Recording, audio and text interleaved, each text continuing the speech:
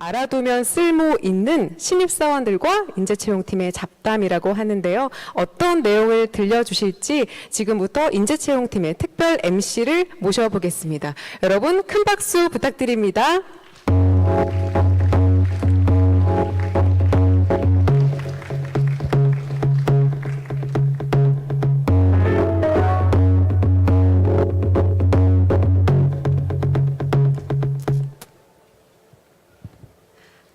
네, 안녕하세요. 저는 현대자동차 인재채용팀 송율령 사원이라고 합니다. 우선 시작하기 전에 좀 짧은 안내 말씀드리고자 하는데요. 저희는 사실 모두 다 인재채용팀은 아니고요. 저희 이제 신입사원, 1년차 신입사원들이 좀 소소하게 만든 자리입니다. 이 코너 한 30분 정도 짧게 진행이 될 예정이고요. 진행 뒤에 이제 현대리 토크라고 해서 현대리인 이제 인재채용 팀원들이 직접 참여하는 프로그램이 진행될 예정입니다. 그래서 저희는 1년차 그냥 그렇게 비중이 크지 않은 신입사원들이고요. 가볍게 즐겨주셨으면 감사하겠습니다. 네, 메인 MC분께서 너무 잘 안내를 해주셨듯이 저희 프로그램은 알아두면 쓸모있는 신입사원들의 잡담이라고 하는 알쓸신잡이라고 하는 이름으로 이제 찾아뵙게 됐고요. 네, 모두 다 딱 보시면 아시겠지만 제가 진짜 제일 추리하죠. 네, 제가 인재채용팀 송율령이고요. 이제부터 간단하게 자기소개 부탁드립니다. 네, 저는 입사 1년차 구매본부 글로벌 구매관리팀 임동민 사원입니다. 네, 저는 입사 1년차 마케팅 사업부 스페이스 마케팅팀의 박진영 사원입니다. 네, 저도 입사 1년차 해외인사팀의 이승현 사원입니다. 반갑습니다. 네, 간단하게 저희 설명을 드렸고요. 사실 저희가 모두 다 1년차라고 얘기를 했지만 저는 실질적으로 이제 근무한 지 이제 1년 1개월이 됐습니다. 네. 다른 분들은 차 어떠세요? 아니에요? 아니, 저도 1년 1개월인데 사실 제가 입사를 9월에 했어요. 9월에 하고 한 3개월이 지나니까 이제 해가 바뀌잖아요. 그러니까 선배님들이나 팀장님이 너 이제 2년차야. 일 똑바로 해. 약간 이런 식으로 말씀을 해서 맞아요. 2년차 같은 1년차 신입사원입니다. 네, 7월에 입사하시게 되는 분들 아마 이런 말씀을 많이 들으실 거예요. 3개월이 지났는데 해가 바뀌었으니까 너 2년차다. 저도 되게 많이 들었거든요. 그럴 때마다 저 이제 3개월 됐는데요 라고 말하면 아니다고 너 2년차라고 얘기를 많이 하셨던 것 같습니다. 네. 저희는 8년이라고. 저희는 8개월 8개월 차죠. 됐어요. 네. 올해 1월에 입사해서 이제 딱 봐도 뭐 파릇파릇해 그쵸. 보이나요? 네. 네. 이제 8개월 정도 된 파릇파릇한 네, 신입사원. 아무도 공감 못하신 것 같아서 넘어가겠습니다. 네. 일단은 저희의 일상을 좀 간단하게 말씀을 드리려고 해요. 그래서 지금 혹시 현대자동차 입사한 지 사실 적응하기 되게 바쁜 시기인데요. 잘 지내고 계신가요? 어떠신가요? 일단 뭐 출근 얘기부터 해보자면 사실 많이 들으셨겠지만 뭐 출근 시간이 보통 회사는 몇 시까지 올 거라고 생각하시나요? 뭐 9시, 뭐 10시 이 정도 생각하실 수도 있는데 저희는 8시까지 일을 이제 시작하기 때문에 7시 반 정도에 오거든요. 그래서 정말 빠르죠. 그래서 보통 몇 시쯤 일어나세요? 저 같은 경우도 아까 누가 여기서 9시 하셨는데 정말 그때였으면 좋겠습니다. 저는 한 6시에 일어나는 편인 것 같아요. 그래야지 딱 출근 시간 맞출 수 있는? 저는 집이 조금 멀어가지고 한 5시 정도에 일어나거든요. 5시. 5시? 네. 그건 혹시 뭐 화장을 하거나 뭐 이런 예, 포기할 수 없죠. 사실 대학생 때는 5시에 자본 적은 있어도 5시에 일어나 본 적은 없을 것 같은데 사실 우리는 그쵸? 이렇게 빠르게 좀 출근을 하고 있고요. 사실 많은 분들께서 출근 시간보다는 퇴근 시간을 더 많이 중요하게 생각하시고 또 궁금해하실 것 같은데요. 네, 퇴근은 저는 제 입으로 얘기를 못해서요. 네, 마이크를 넘기고 다른 분께서 먼저 네. 대답해 주시겠습니다. 저 같은 경우는 보통 일이 없으면 한 7시쯤 그렇게 늦지 않게 가고 있는 것 같습니다. 저 같은 경우도 평균은 한 8시, 9시 되는 것 같아요. 근데 뭐 회사 일이라는 게 일이 많으면 더 늦게 하기도 하고 또 뭐 빨리 하면 또 일찍 가기도 하니까 평균 8시 정도 되는 것 같아요. 네. 율령 씨는? 다른 얘기 하겠습니다. 네, 알 것 같습니다. 말씀 안 하셔도. 늦게 가시죠. 네, 그래서 저희 제가 또 잘 얘기를 할 수 있는 게 저희 식사일 것 같은데요. 저희는 회사에서 이제 점심을 제공을 하고 있습니다. 그래서 점심 식사가 나쁘지 않게 양재 사옥에서는 다 잘 제공이 되고 있고요. 뭐 네. 연구소 공장도 다 지금 점심의 경우에는 제공이 되고 있습니다. 저희는 다 양재 사업에서 근무를 하는데 보통 지하 식당이 있거든요. 그래서 가서 뭐 일반식, 간편식, 또 햄버거도 따로 마련이 되어 있어가지고 메뉴가 진짜 되게 많아요. 다양하죠. 그리고 요즘에는 또 모바일 어플리케이션으로 미리 주문을 그러니까 예약을 하고 내려가서 빠르게 받아서 먹고 되게 홍보대사 같이 말했어요. 음식 홍보대사. 밥을 좋아해서 밥 중요하죠. 되게 편리해진 것 같습니다. 뭐 점심도 중요하긴 한데요. 사실 더 궁금해하시는 부분은 아마 석식일 것 같아요. 저녁, 네, 저희의 회식 문화, 술 문화 어떤지 많이 궁금해들 하실 것 같은데요. 네. 저도 처음에 입사하기 전에 뭔가 현대 하면은 술 진짜 많이 먹지 않을까? 뭐 이런 걱정을 했었거든요. 근데 생각보다 술 많이 드시나요? 저 같은 경우도 좀 술 문화, 군대 문화 이런 거 많이 걱정을 했는데 그런 거는 회사 차원이라기보다는 좀 부서 바이 부서, 뭐 팀 바이 팀인 것 같아요. 저희 팀 같은 경우는 회식을 좀 많이 안 하거든요. 3개월에 한 번 정도 하는데 마지막 회식이 이번 휴가 전에, 여름 휴가 전에 딱 했던 것 같아요. 네, 맞아요. 학예휴무 얘기 또 빼먹을 수 없는데요. 학예휴무가 저희는 이제 공장 학예휴무랑 좀 맞춰가는 팀도 있고 자율적으로 7월에서 8월 중에 좀 정해서 가는 편도 있는데요. 저도 이제 공장 휴가 맞춰서 잘 한 5일 정도 여유 있게 다녀왔던 것 같습니다. 네. 맞아요. 휴가는 정말 빼놓을 수 없는 그런 직장인들의 그런 삶의 낙이랄까 그런 건데 저희 팀 같은 경우도 휴가 쓰는데 뭐 야 너 신입이니까 쓰지 마. 너 안 돼. 어디 막 이런 게 없고 그냥 눈치 보지 않고 자유롭게 쓸 수 있어서 그런 점도 좋은 것 같습니다. 또 좋은 점이 아까 이제 율령 씨께서 말씀하셨는데 휴가 같은 경우가 구매본부 같은 경우는 8월 첫째 주에 고정되어 있거든요. 공장이 다 같이 그때 쉬고 또 협력 업체들도 그때 같이 가거든요. 그래서 아무래도 휴가 계획을 좀 미리 세울 수 있고 눈치 보지 않고 다 휴가 갈 수 있는 것 같아요. 그러면 막 정해져 있으면 비행기 티켓 이런 것도 이미 저는 내년 휴가 티켓팅 해놨고요. 빠르시네요. 아니 선배님들은 뭐 2년, 3년까지 해놓는 선배님들도 계세요. 대단하시네요. 네. 네, 저희 다 학예휴가 갔다 왔지만 이제 또 1년 뒤에나 있잖아요. 이제 좀 많이 아쉽긴 한데 그래도 겨울에 또 연월차 붙여서 쓸 수도 있고 되게 자유롭게 쓸 수 있어가지고 그런 점도 좋은 것 같습니다. 저희가 좀 이런 시간 동안 아마도 여기 계신 분들 뭐 쟤네는 저런 얘기까지 여기 올라와서 하나 이렇게 궁금해 하실 수도 있을 것 같아요. 근데 저희가 이런 얘기를 좀 소소하게 드리는 이유는 사실 제가 취업준비생일 때 궁금했던 부분이 이런 되게 소소한 부분인데 이런 걸 선배 사원한테 물어보면 쟤는 뭐 저런 것까지 물어보지? 라고 하실 것 같은 거예요. 그래서 너무 궁금하고 뭐 출퇴근 언제인지 술 많이 마시는지 이런 게 너무 궁금한데 그거를 물어보지 못해서 좀 갈증이 있었거든요. 그래서 이런 좀 소소한 시간을 통해서 좀 해결이 되셨으면 합니다. 네, 이제 저희의 일상에 대해서 말씀을 드렸다면 왜 현대자동차였고 왜 현대자동차를 선택했는지를 좀 간단히 말씀드리려고 하는데요. 저희가 이 문항을 좀 고르고 또 이제 답변을 드리려고 하는 이유는 저희 다음 주에 신입 인턴 채용 공고가 오픈이 되는데요. 저희 자기소개서 문항 중에 하나도 바로 왜 이 회사를 선택했고 그 기준이 무엇인가입니다.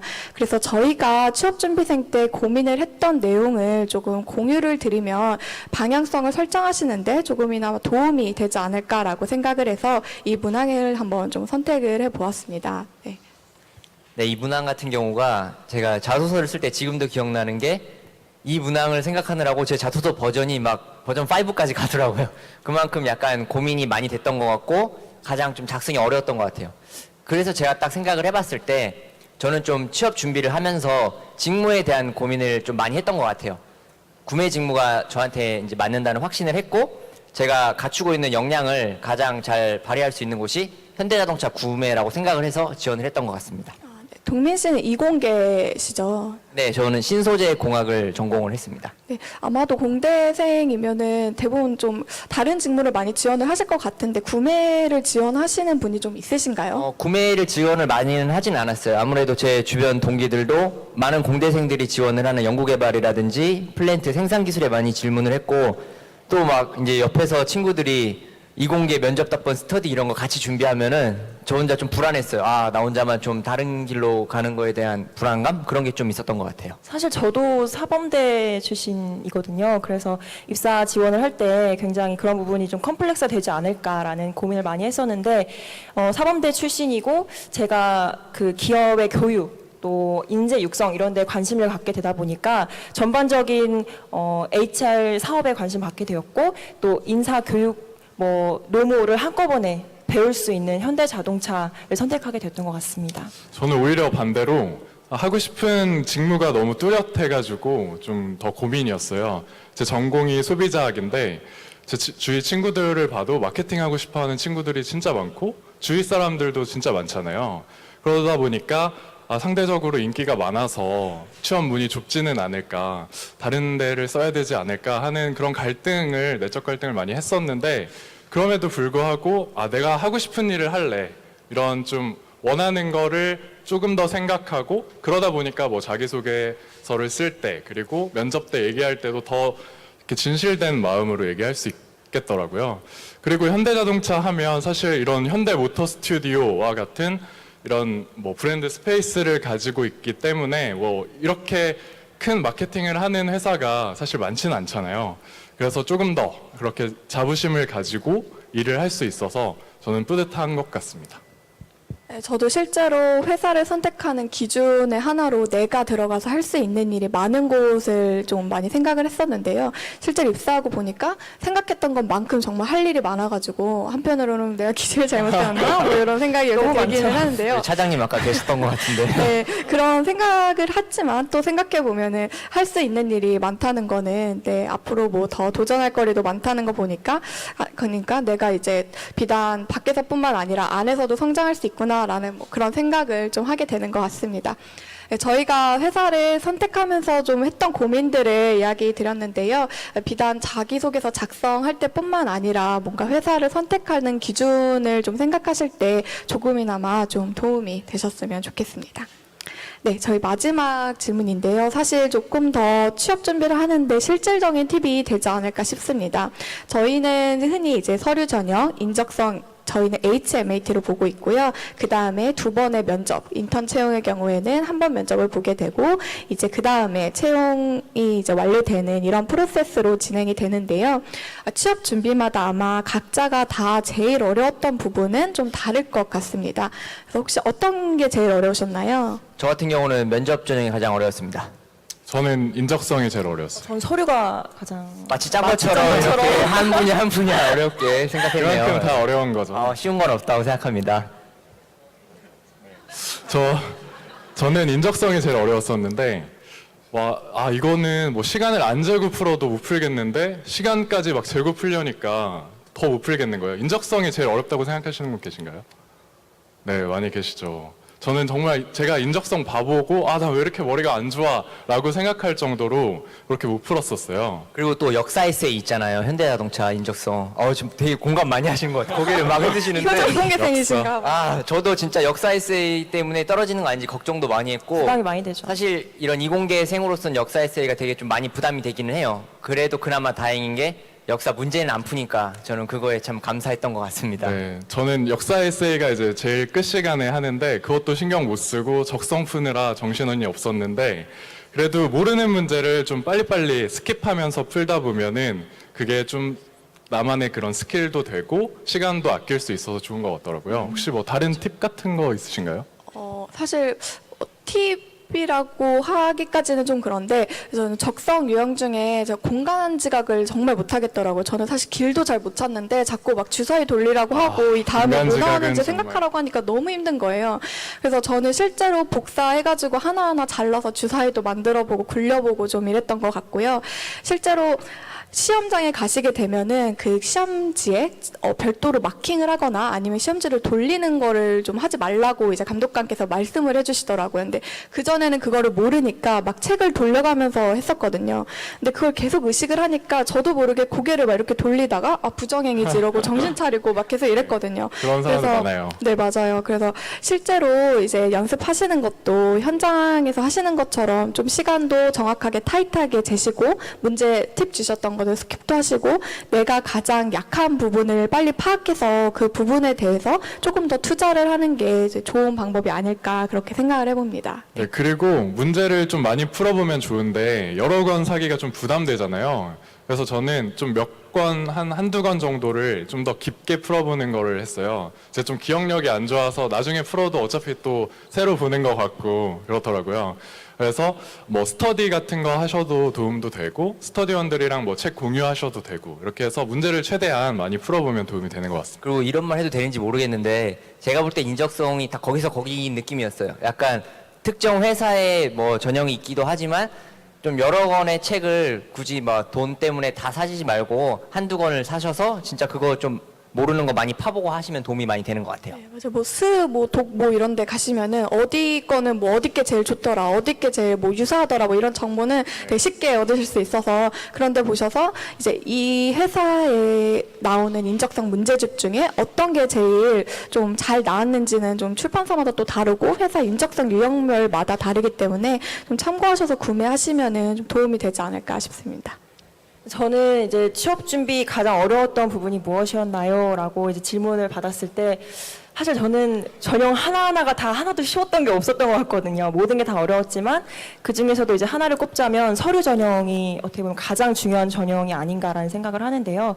이게 처음에 어떻게 보면 가장 처음에 작성하는 단계인데 이게 정말 최종 면접까지 끝까지 가거든요. 그래서 정말 힘드시겠지만 모든 걸 다 쏟아 부으셔서 최고의 집중력을 발휘하셔서 작성을 하셔야 되는 단계가 아닌가 저는 생각합니다. 자소서 쓸 때 그 글자 수 제한이 있잖아요. 그게 정말 힘들더라고요. 어디는 3,000자였는데 뭐 나도 모르게 컨트롤 C, 컨트롤 V 하게 되는데 뭐야 여긴 5,000자잖아. 2,000자 못 쓰지? 뭐 이런 경우도 있고 어디는 또 줄여야 돼서 그건 또 더 어려운 일이고 그래서 이런 것들에 대해서도 좀 나만의 노하우를 가지고 좀 잘 그렇게 생략과 조절을 해야 될 필요가 그리고 있습니다. 또 자소서 쓰다 보면은 사실 막 시간이 새벽까지 넘어가잖아요.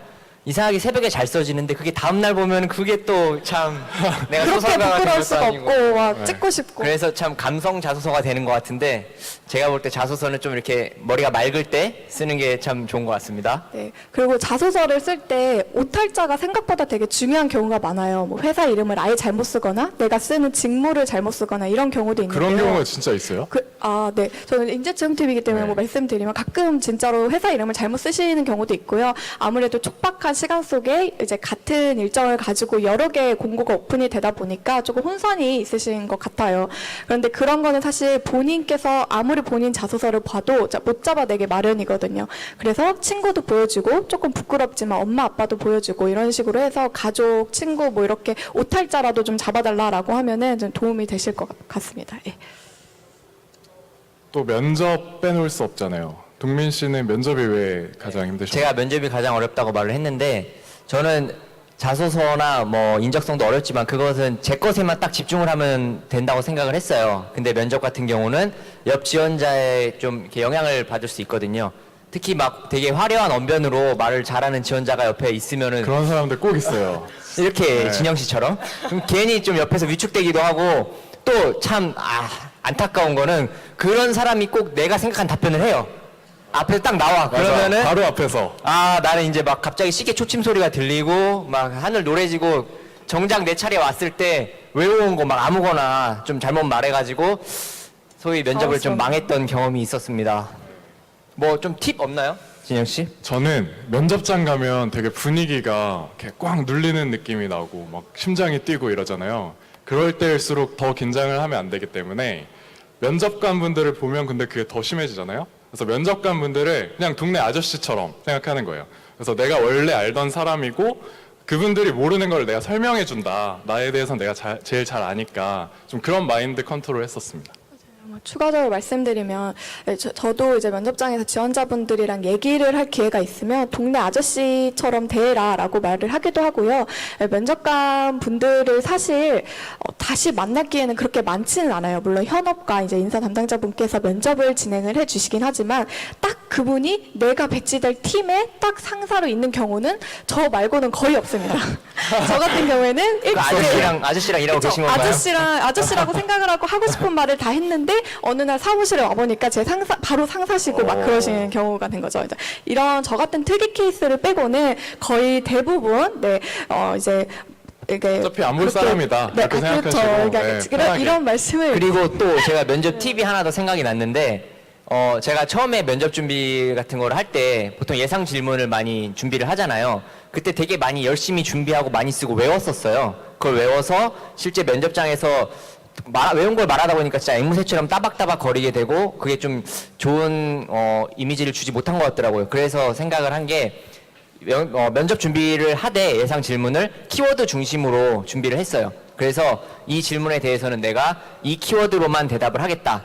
그걸 딱 말하면은 실제 면접장에서 말을 할 때 조금씩 내용은 다를 수 있어더라도 좀 더 말하는 것처럼 자연스럽게 해서 좀 더 솔직한 모습을 보여줄 수 있지 않나 더 생각합니다. 진정성 있게 다가오겠죠. 그렇게 네. 되면. 아, 동민 씨가 갑자기 말을 잘라서 제가 당황했는데 상사분 얘기하다가 제가 마무리를 못해가지고 바로 지켜보고 계셔가지고 이렇게 끊으면 제가 되게 이러고 이제 가시지만 저는 이러고 마무리를 해야 되잖아요. 옆에서 계속 쳐다보고 그래서 계시네요. 제가 말씀을 드리고자 싶었던 점은 이제 그러니까 너무 부담을 갖지 말고 내가 하고 싶은 말을 집중해서 면접 보는 시간에는 적어도 다 할 수 있어야 한다. 내 말을 자르면 그거에 대해서 자르지 말고 치고 들어가실 수도 있고 저는 그거는 좀 필요한 어떻게 보면 어떨 때는 내가 하고 싶은 말을 온전히 하는 것도 분명히 필요한 결단력이 필요한 순간이 있다고 생각을 하고요. 네, 좀 정리가 됐기를 바라면서 네, 저희가 사실 준비한 3가지의 짤막한 네, 질문과 답변은 이 정도고요. 좀 가볍게 즐겨주시기를 원했는데 좀 어느 정도 좀 도움이 되고 좀 지루하지 않으셨으면 하는 시간이었길 바라고요. 좀 저희가 심플로 통해서 좀 질문을 받고 있는데 혹시 여기로 질문 혹은 현장에서 뭐 여쭤보고 싶은 질문들이 있으면은 조금 바로 현장에서 한번 질문을 몇 분 혹시 있으시면 받아보려고 하는데요. 혹시 질문 있으실까요?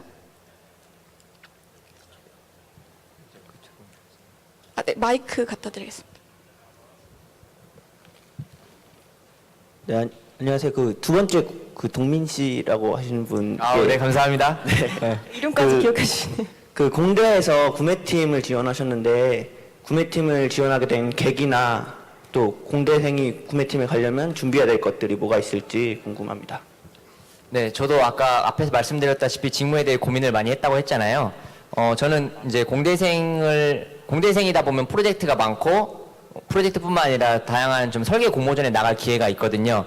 설계 공모전 같은 경우를 나가면은 실제 제품을 저희가 구상을 하고 제품을 만들어야 되기 때문에 그 과정에서 구매라는 프로세스가 들어가게 돼요. 그때는 이게 구매 업무의 뭐 하나의 프로세스다라는 생각을 갖고 하진 않았는데 제가 실제 청계천 다니면서 이런 부속 하나하나 사는데 좀 싸게 살려고 여러 군데 가보기도 하고 또 이런 부속에 대해서 공부를 하고 뭐 그런 걸 실제 제품으로 결합시켰을 때 완성되는 모습을 보면서 아 되게 구매가 좀 중요하구나 그런 거를 많이 느꼈었어요. 그래서 그런 경험적인 측면에서 구매가 하고 싶었고 또 제가 준비한 거를 이제 말씀하셨잖아요. 저 같은 경우는 좀 전략적으로 구매 직무를 썼다고 생각을 하는 게 제조업 분야의 구매 직무에만 지원을 했거든요. 왜냐하면 제 전공이 신소재 공학이고 제조업에서는 그런 제품을 이루는 공학적 원리를 아는 게 어느 정도 중요하기 때문에 그런 부분은 전공 지식을 충분히 살렸고 모자란 원가 부분이나 경영적인 부분은 저는 실제로 책을 통해 공부를 하기보다는 다양한 모임을 통해서 좀 얻으려고 했어요. 실제로 인터넷을 찾아봐서 구매 현직자 모임 이런 것들이 꽤 많거든요. 거기를 찾아가서 실제 그분들하고 얘기를 해보기도 하고 또 구매 관련 학회가 있어요. 학회 같은 데를 있어서 찾아가서 학회를 듣고 하면은 거기서 예상외로 되게 알짜배기 용어들 거기서 구매 업무에서만 쓰는 용어를 많이 배울 수 있었어요. 그게 실제로 도움이 됐던 것 같습니다. 네, 추가적으로 덧붙이면 현대자동차 구매의 경우에는 구매 부품 개발이라고 하는 직무로 이제 모집을 받고 있는데요. 아무래도 저희 회사의 경우에는 수많은 부품이 자동차에 들어가고 따라서 그것을 하기 위해서는 부품이 실제로 개발하고 또 그거에 대한 좀 논리를 이해하실 수 있는 이공계 인재도 분명히 필요한 측면이 있습니다. 그래서 이제 임동민 씨 경우에도 이공계임에도 불구하고 대부분 상경계 분들께서 많이 지원을 해주신다고 생각을 하시는 구매 직무에 지원을 하셨고 또 실제로 일을 하시고 계신 것 같습니다. 네, 혹시 뭐 추가적으로 질문 있으신 분 계실까요? 네, 없으실까요? 네. 네, 그러면 더 자세한 질문은 네, 저희 현대리와 함께하는 인재채용팀 토크에서 또 계속 진행을 하도록 하고요. 저희 그러면 네, 이렇게 시간 내서 또 와주시고 또 좋은 말을 많이 해주신 분들에 대해서 네, 마지막 말 한마디씩 혹시 하고 싶으신 분 계시면은 네, 해주시면 감사하겠습니다. 사실 저도 취업 준비를 할 때 그 시기를 돌아보면은 그렇게 즐겁지만은 않았던 시기였던 것 같아요. 그런데 가장 중요한 거는 내가 현재 가지고 있지 않은 것에 집중하지 마시고 내가 현재 가지고 있는 것이 무엇인가를 잘 정리를 해서 재미있고 효과적으로 엮어내고 구성할 수 있는 데 집중을 하시면 아마 좋은 결과가 있을 거라고 생각합니다. 저 방금 말 듣고 좀 저도 감동받았어요. 되게 말씀 열심히 해주신 것 같은데 제가 마지막으로 드리고 싶은 말은 저 자신에게 많이 했던 말인데 제가 생각할 때 취업에 있어서 가장 중요한 키는 자신감인 것 같아요. 물론 자신감이 있으려면은 지원한 직무에 대한 충분한 준비가 되어야겠죠. 그건 기본이라고 생각해요. 근데 아무리 열심히 준비를 해도 사실 중요한 일을 앞두면은 자신감이 많이 없어지고 좀 긴장되고 그러기 마련이거든요. 그때 좀 중요한 것이 좀 뻔한 말로 들리실 수 있겠지만 자기 자신을 믿는 거라고 생각을 해요. 내가 내 자신을 믿지 못하면은 100%의 내 모습을 보여줄 수 없거든요. 그래서 저는 좀 중요한 일이 있을 때 항상 내뱉는 말이 있어요. 좀 뻔뻔할 수 있지만 나는 뭐뭐 하기로 결정했다. 뭐 중요한 발표를 앞두고 있는데 내 몸이 좀 아플 것 같으면은 나는 아프지 않기로 결정했다. 나는 이번 발표 완전 잘하기로 결정했다. 뭐 뿐만 아니라 나는 뭐 저 여자 내 여자친구로 만들기로 결정했다. 그래서 결혼을 하셨습니다. 네. 아, 네. 결혼할게요. 그리고 믿는 거죠. 그래서 저는 여러분들도 좀 자기 자신 마음속에 결정을 내리셨으면 좋겠습니다. 여기 오늘 와주신 분들은 현대자동차 지원자로서의 첫걸음에 충분히 자신감을 가져도 된다고 생각합니다. 네, 오늘 잘 하기로 결정을 했다고 해서 이렇게 네, 예쁜 신발도 많이 신고 오셨더라고요. 굉장히 강렬한 저희가 것 다 한 같아요. 번씩 놀렸거든요. 무대 올라오기 전에 깜짝 놀래가지고. 오늘 발표 잘하기로 결정했으니까 네. 오기 전에. 잘했는지는 잘 모르겠습니다. 맞나요? 네. 예, 그 저희가 좀 소소하게 준비했던 시간은 네, 짧게 마무리가 되었고요. 네, 저희 뭐 1년차 네, 뭐 별로 그렇게 비중 있지 않고 중요하지 않은 신입사원 4명이 모여서 만든 프로그램이었습니다. 네, 그럼 이걸로 알쓸신잡 마무리하고요. 다음 코너는 네, 현대리와 함께하는 인재채용팀 토크로 다시 자리 정돈한 뒤에 바로 돌아오겠습니다. 네, 감사합니다. 감사합니다.